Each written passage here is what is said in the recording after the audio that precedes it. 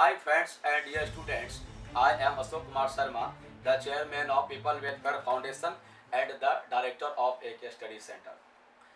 बहुत सारे स्टूडेंट इस बात से अनभिज्ञ रहते हैं, ये चीज़ समझ में नहीं आता है कि किस विषय को इम्पोर्टेंस दिया जाए, किस विषय को इम्पोर्टेंस दिया जाए और किस विषय को कितना इम्पोर्टेंस दिया जाए। कहने का मतलब है कि बहुत सारे विद्यार्थी जो 9-10 स्टैंडर्ड के स्टूडेंट होते हैं, ये जो क्लास 10 10वीं स्टैंडर्ड का जो पढ़ाई होता है विद्यार्थियों के लिए बहुत ही महत्वपूर्ण पड़ाव होता है। और यूं कहें कि विद्यार्थी का जो स्कूलिंग लाइफ का स्टडी होता है, ये भी अपने अपने हर पड़ाव में बहुत महत्वपूर्ण होता है।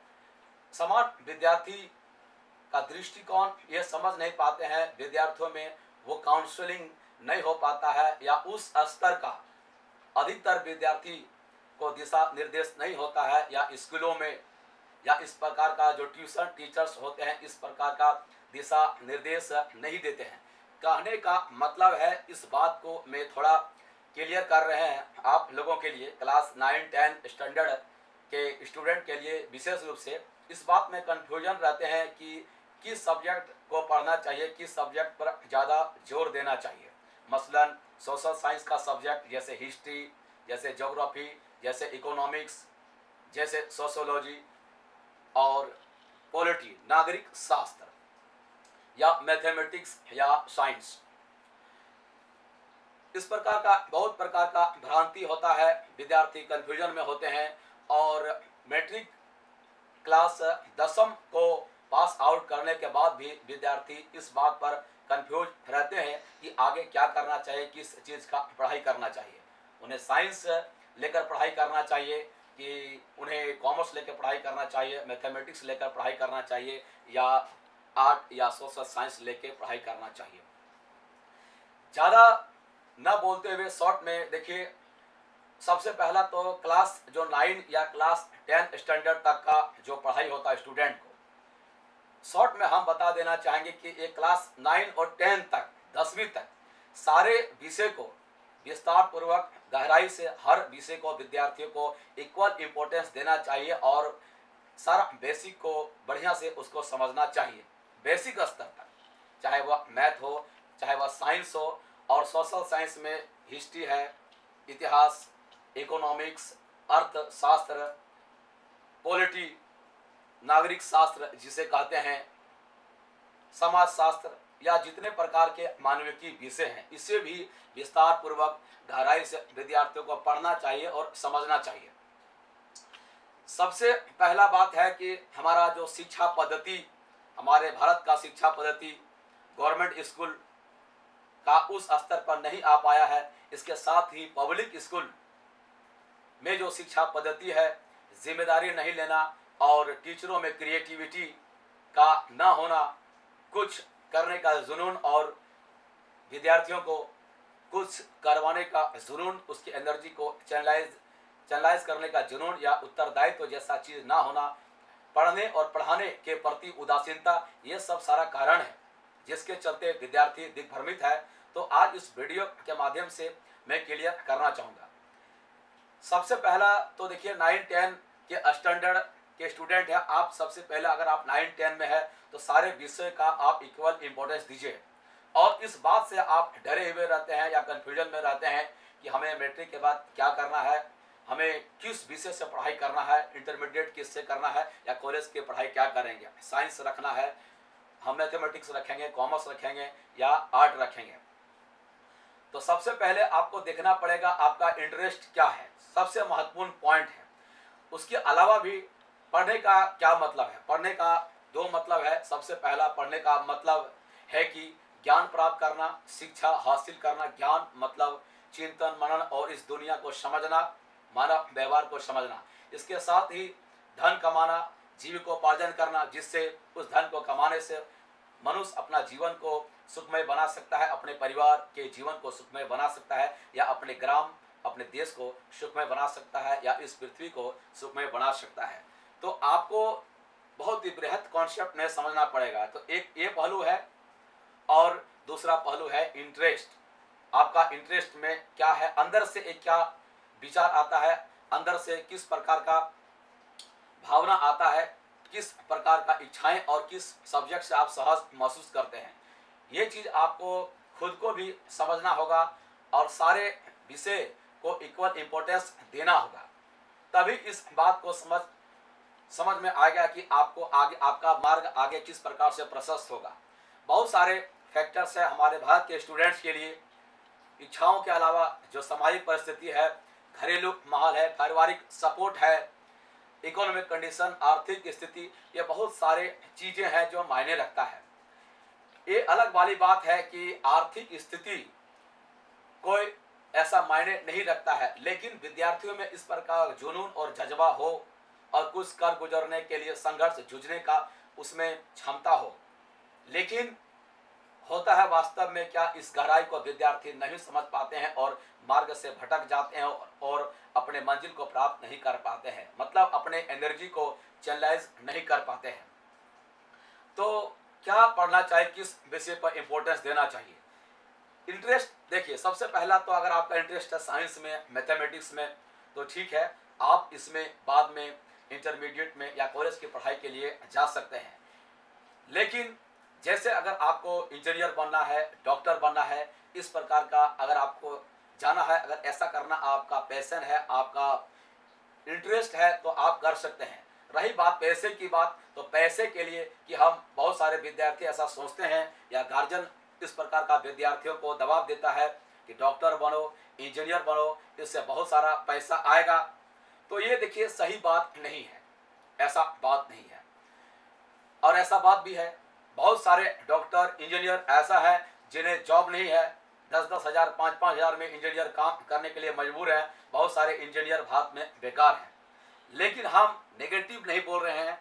आप एक डॉक्टर मेडिकल में जाते हैं या इंजीनियर बनते हैं तो उसमें बहुत सारी क्रिएटिविटी कर सकते हैं और पैसा कमाना अगर लक्ष्य है तो इंजीनियर डॉक्टर बन के भी आप करोड़ों बहुत सारा पैसा भी कमा सकते हैं। Doctor, engineer, astronaut, space scientist, बहुत सारा चीज़ आप बन सकते हैं, बहुत सारा चीज़ आप कर सकते हैं। लेकिन अगर आपका पैशन है, जुझने में आपको मज़ा आता है उस विषय वस्तु से, उस विषय वस्तु में जीना चाहते हैं आप, तो आप जा सकते हैं साइंस में, मैथमेटिक्स में, कॉमर्स में, इस प्रकार का चीज़ में आप जा सकते हैं।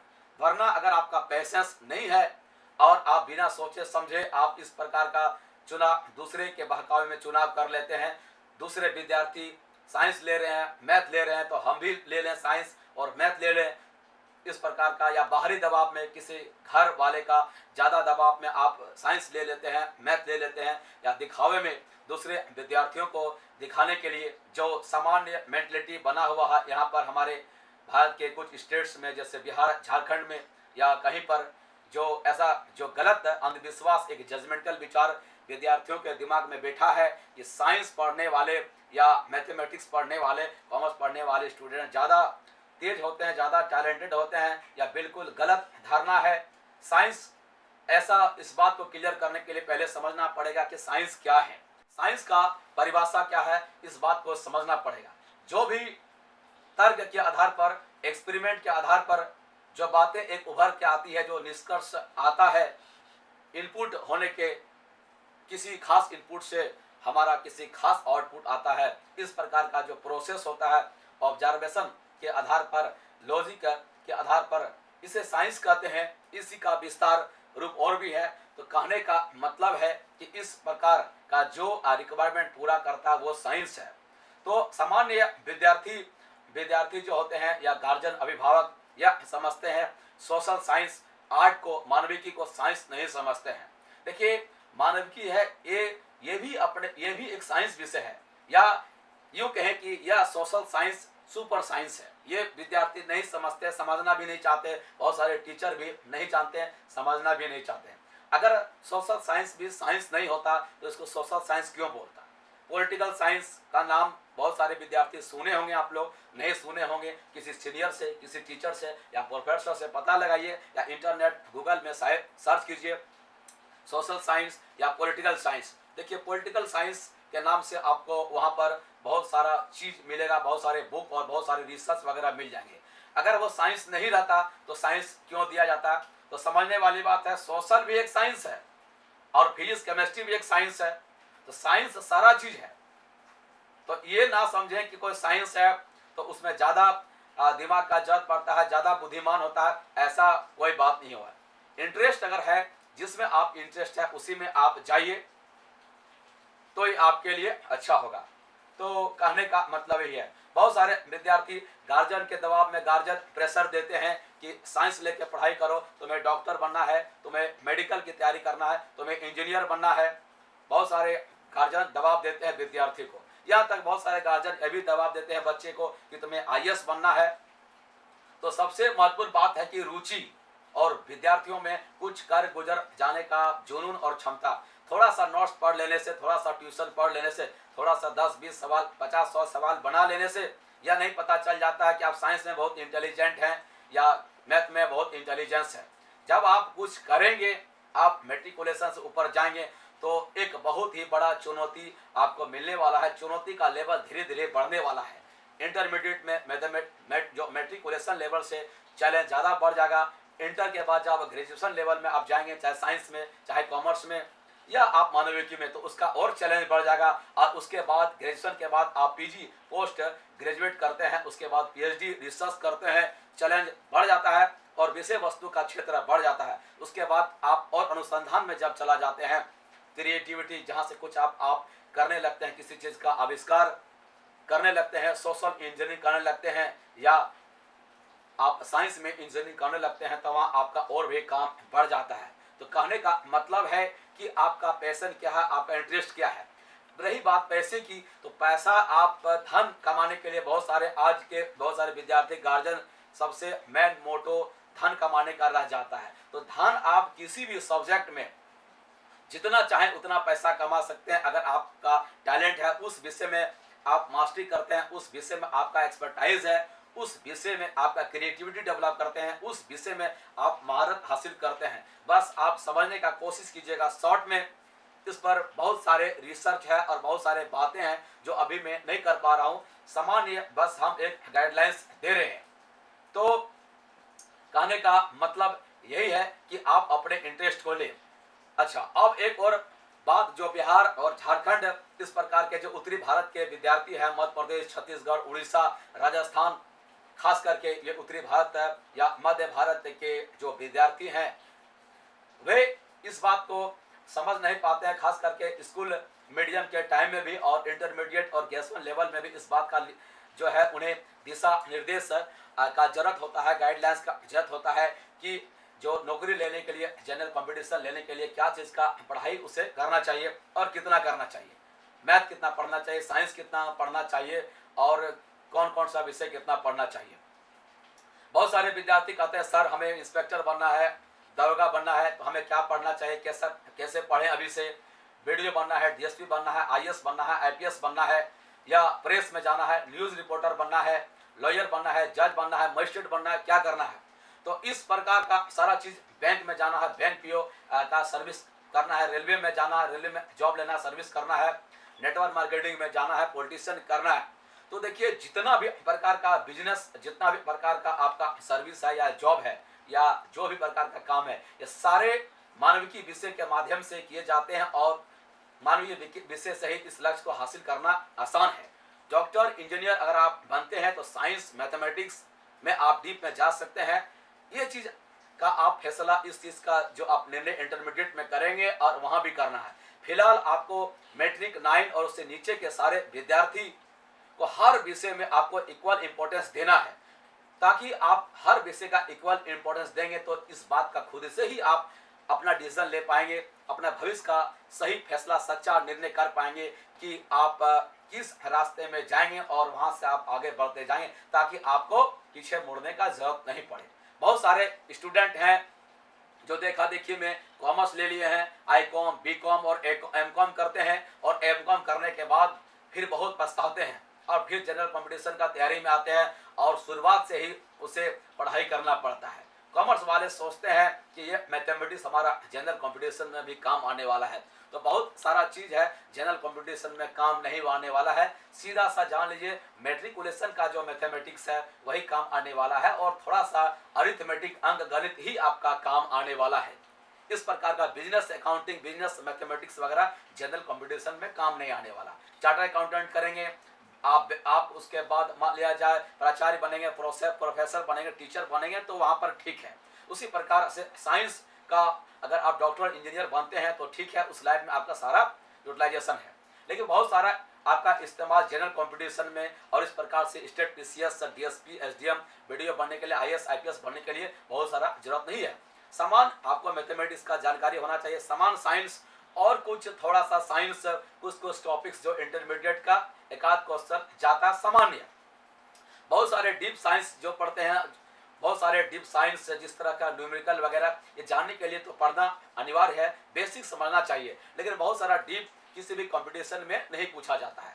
तो हम इस बात को आपको थोड़ा सा क्लियर कर देंगे कुछ क्वेश्चन के माध्यम से ही।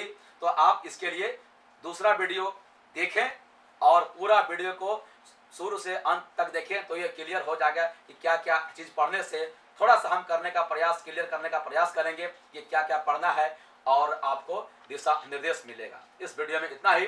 थैंक यू वेरी मच हमारे साथ बने रहने के लिए। और चैनल को सब्सक्राइब नहीं किए हैं तो आप चैनल को सब्सक्राइब करें, क्योंकि इसमें शिक्षा के जगत में हर प्रकार का डिटेल्स वीडियो आने वाला है। और स्टूडेंट के लिए ही पीपल वेलफेयर फाउंडेशन और एक स्टडी सेंटर काम कर रही है।